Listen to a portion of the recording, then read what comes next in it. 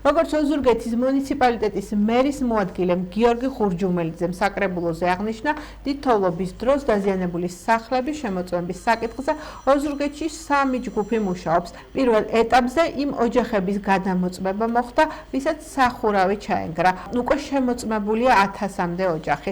მომდევნო ეტაპზე დაიწყება დანარჩენი სახლების გადამოწმება. სულ დიდ თოვლობასთან დაკავშირებით მერიაში 2800 ოჯახიდან შევიდა შეტყობინება.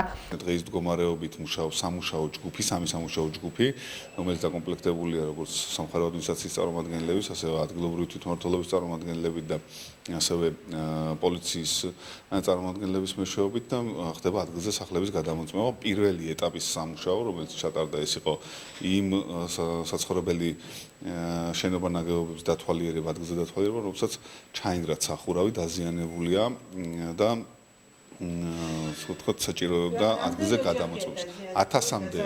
1000-მდე ოჯახის შეტყობინების გადამოწმება დღეს მდგომარეობით უკვე მოხდა და მეორე ეტაპზე მოხდება უკვე დანარჩენი ოჯახების გადამოწმება, რომლებსაც ამის შეტყობინება გაკეთებული აქვს. ეს ციფრი არის დაახლოებით 2800-ზე მეტია ჯამში.